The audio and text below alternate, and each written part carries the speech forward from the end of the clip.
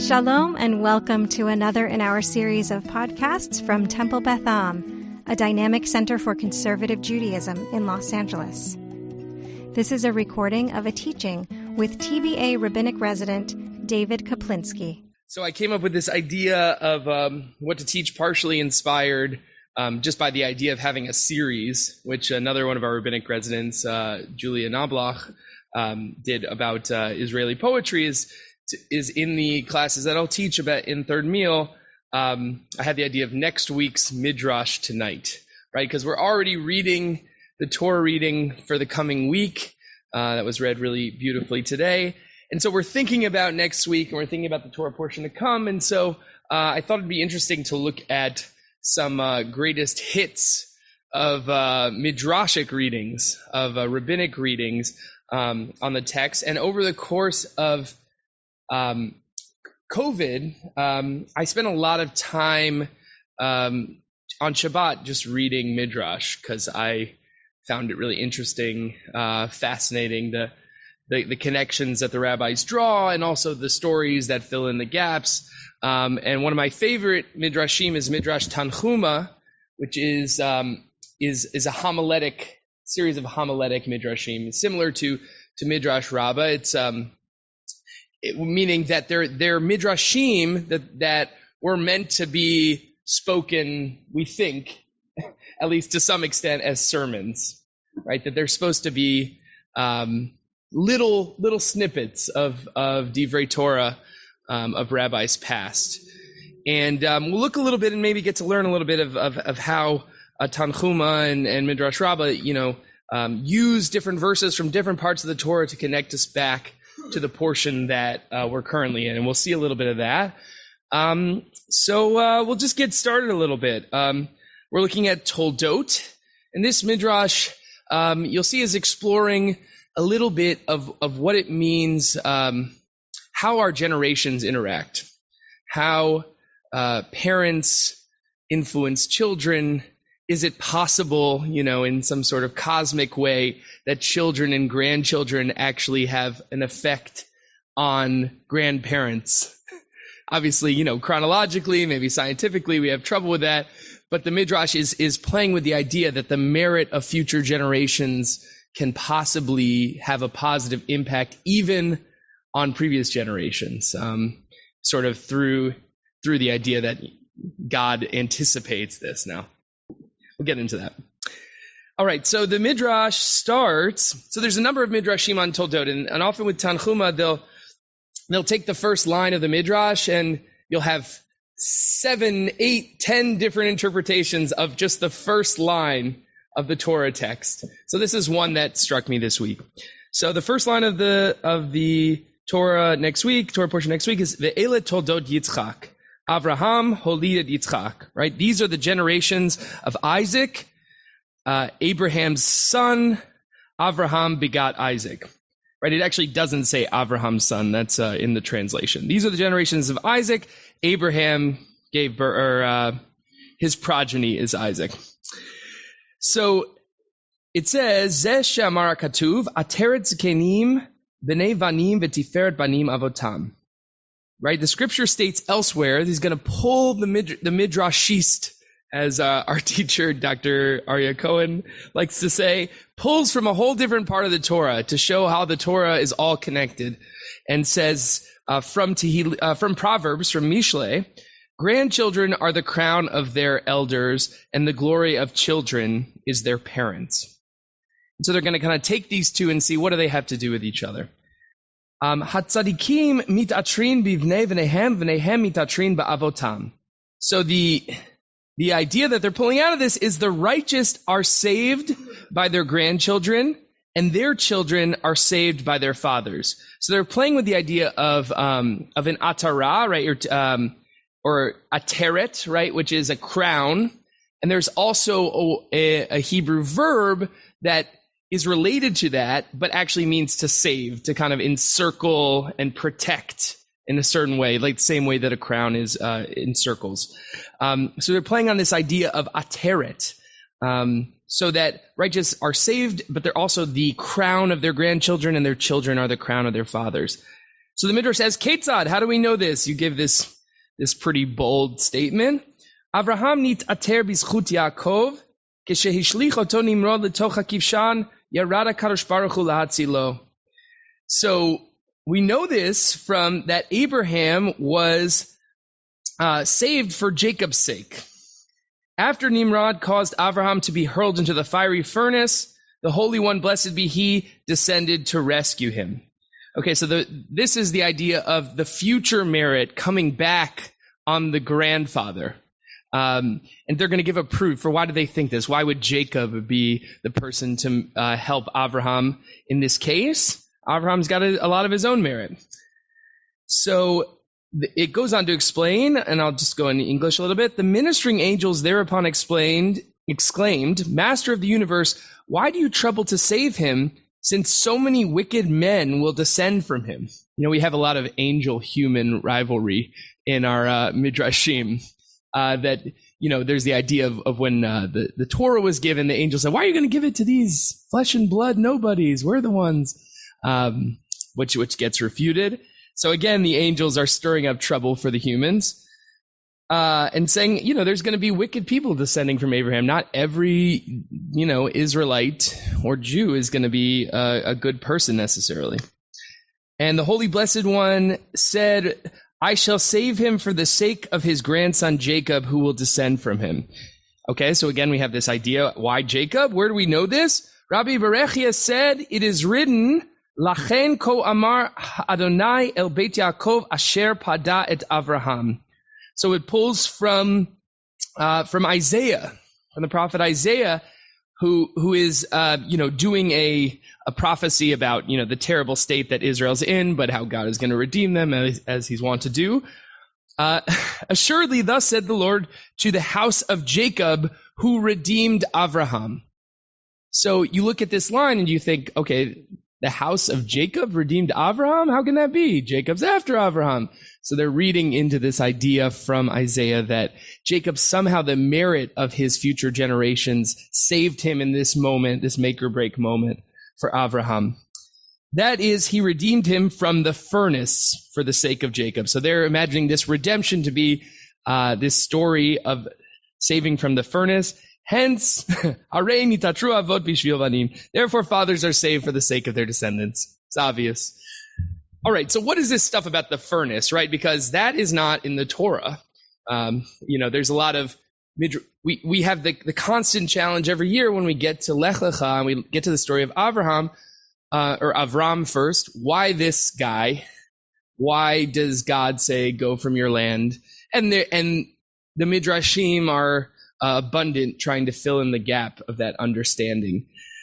And so there is this Midrash that Abraham, after Abraham destroys all the idols of his father's shop, his father is so fed up with him, he sends him to the authorities, namely the king of Ur, who is Nimrod.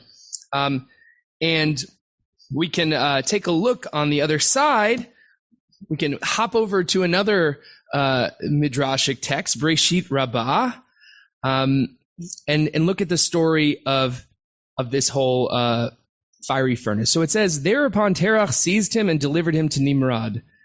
Let us worship fire, Nimrod said.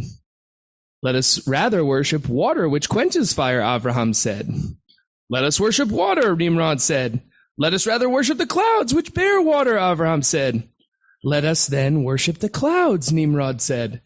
Let us worship the wind, which disperses the clouds, Avraham said. Let us worship the wind, Nimrod said. Let us worship human beings, which can stand up to wind, Avraham said. You are just bandying words, and we will worship nothing but the fire. Behold, I will cast you into it, and let your God, whom you adore, come and save you from it, Nimrod said. So this is the kind of, crux of Abraham's discovery of this God who is more powerful than all the forces of nature, a standoff with, one of the great idol worshippers of the time. And also other Midrashim say, Nimrod, these leaders were often thought of as gods themselves. So Abraham in his iconoclastic role is standing up to a God who also believes in other gods. And Nimrod throws him into the fire right after this series of different things that he's able to parry and contradict. And of course, he's saved. And so the Midrash is saying that saving came from Yitzchak. And that's partly because also that first line, right? Ele Toldot Yitzchak, Avraham holid et Yitzchak, right?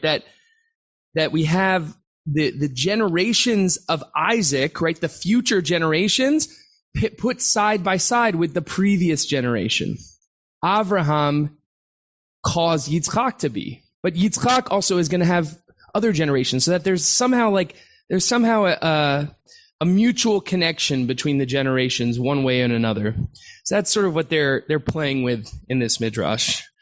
Convincingly, we can talk about it. Okay, so then the second part is the continuation of Tanchuma. So that's how we know that with this idea, this mystical or otherworldly idea, that the future generations can be a savior for the past generations. So how do we know that children are saved because of their fathers? At the time that Jacob fled from Lavan and was being pursued by him, the Holy One, blessed be He, appeared before Lavan on the road and said, "Take heed to thyself that thou speak not to Jacob either good or bad." Right? Hishamer lecha pen tidaber im Yaakov mitov ad ra. Right? This is God coming to Lavan in the dream and saying, "Don't you mess with Jacob. I got his back, and bad things will happen." So when Lavan and Jacob met and began to rebuke each other, Jacob said to Lavan, "Lulei Elohei avi Elohei Abrahamu fachad Yitzchak haya li." Right? "Had not the God of my father, the God of Abraham, and the fear of Isaac been with me, you would have sent me away empty-handed." That's the rest of the verse. We didn't get the full one in Hebrew. Hevei zechut Avraham hitzilato liYaakov. Hence, it was only Abraham's merit that saved Jacob. So Isaac was saved because of Avraham, and Avraham was saved because of Jacob. Right? So it's bringing it back to the first line, right? That because it mentions specifically that Abraham brought forth Isaac, that he is directly responsible for Isaac's good luck, right? His merit and his benefit. Okay, so we kind of have this multi-street ability to merit and help the future generations, and we pulled it straight from this situation with Lavan where Jacob was protected, and he specifically mentions Abraham. So far, what are any thoughts about this? Do you buy it? Do you like the idea of one way versus the other, this kind of meriting? Do you think that this exists in reality, or is this just a nice idea that the rabbis bring forth? Yes. Very nice.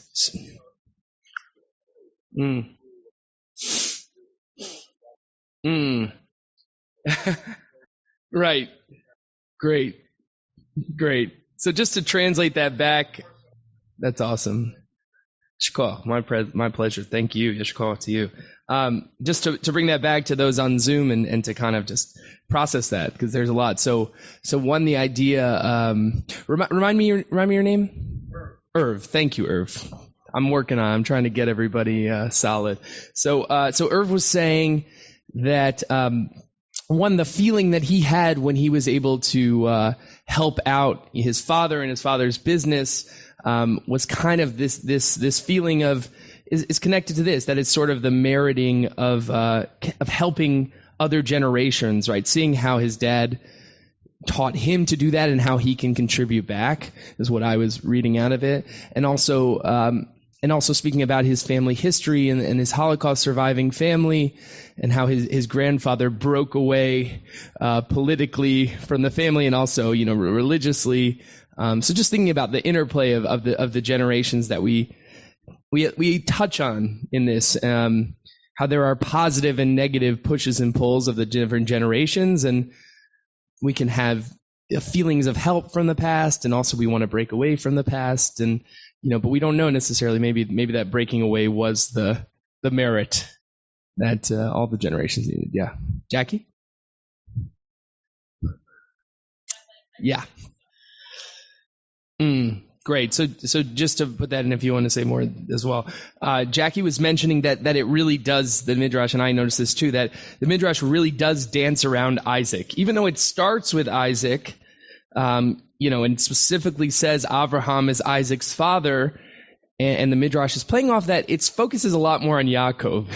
There's a sense that the rabbis are a little bit uncomfortable with Isaac as he stands, and also with the relationship that he has with his father, due to the Akedah and all these other factors. I noticed today in the Torah reading, maybe I'd seen it before, but it hit me anew, was that Isaac settles down. It says Isaac dwelled in Be'er Lachai Roi, which is the area that his brother Ishmael was cast out to with Hagar, where God saved Hagar in the desert.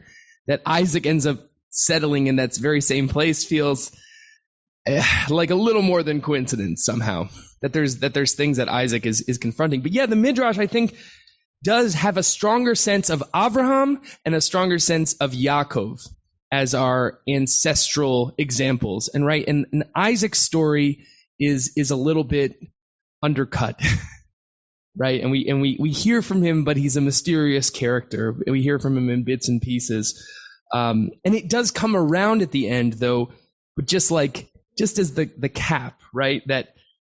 Hence it was Abraham's merit that saved Jacob. So Isaac was saved because of Abraham, and Abraham was saved because of Jacob. Now that's just interesting. You got to draw a map there, right? Isaac connected to Abraham, Jacob, Abraham this way, and then back.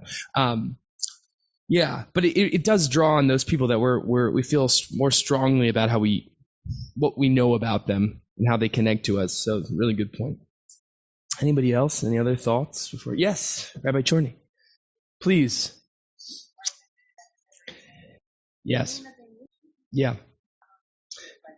Yeah, actually, thank you for bringing that up, because that was something I was thinking about in this. Rabbi Chorny was asking about what I might think the relationship is between the visiting the sins of the fathers on the children, right, and that we have also in the attributes of God, right, through the fourth generation and onward. What's the relationship between that negative punishment or reverse merit and this version of positive merit? Yeah, I think it's interesting. I think this sheds a little light on that, because I think often we look at that and we say we can't blame the future generations for what their parents did. And in a certain sense, absolutely, we make our own decisions. It's not fair to us, right? It violates our sense of fairness.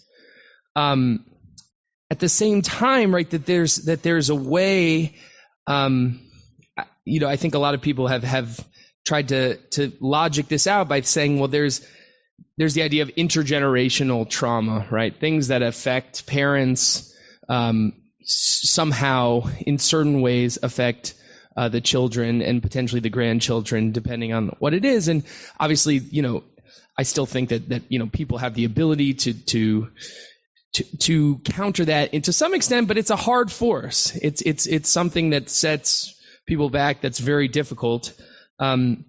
So I think in this case, I think if we see that it's that particular admonition that the future generations might suffer for the sins of the parents, if we counterbalance it with, okay, but they don't just visit the sins of the parents, they're also benefited by them, right? It's not a zero-sum game.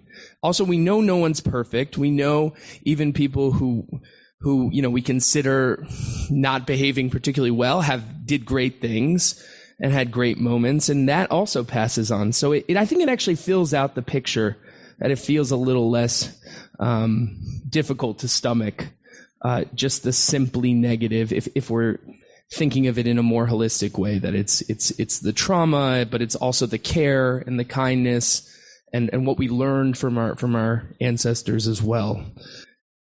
And hopefully the way that we behave can also redeem that as well, right? That we can, when we act in a way that would make them proud, that is the merit that's coming back in a certain way. You have been listening to another in our series of podcasts from Temple Beth Am, a dynamic center for conservative Judaism in Los Angeles. If you enjoy these podcasts, we invite you to write a review on the Apple Podcast site or wherever you get your podcasts. For more information about Temple Beth Am Los Angeles, go to tbala.org.